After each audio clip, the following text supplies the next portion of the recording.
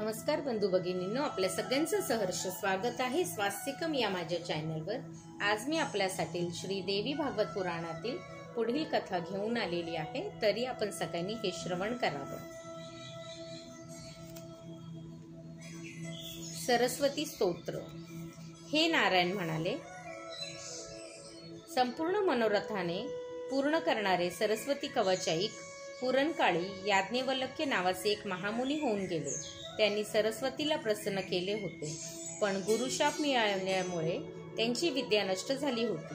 त्यामुळे दुःखी होऊन ते लोलार्क कुंड या ठिकाणी गेले। तेथे त्यांनी भगवान भास्कराची स्तुती केली।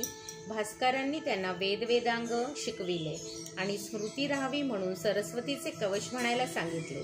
नंतर सूर्य अंतर्धान पावला। याज्ञवल्क्यांनी स्नानादी करून देवी सरस्वतीची उपासना केली। तिला विनविले की मला ज्ञान, स्मृती, विद्या, शक्ती तसेच ग्रंथ रचनेत समर्थ बनव।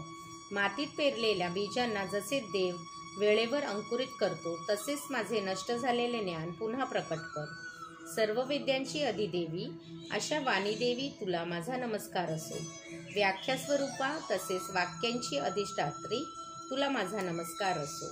काल, संख्या स्वरूपिणी, ब्रह्म सिद्धांत स्वरूपा, स्मृती, शक्ती, ज्ञानशक्ती, बुद्धिशक्ती स्वरूपिणी देवी तुला माझा नमस्कार असो।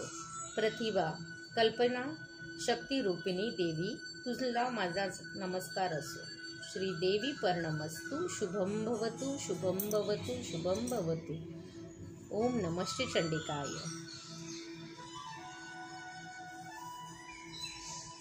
श्री देवी पर्णमस्तु, शुभम भवतु, शुभम भवतु, शुभम भवतु। ओम नमः चंडिकाय।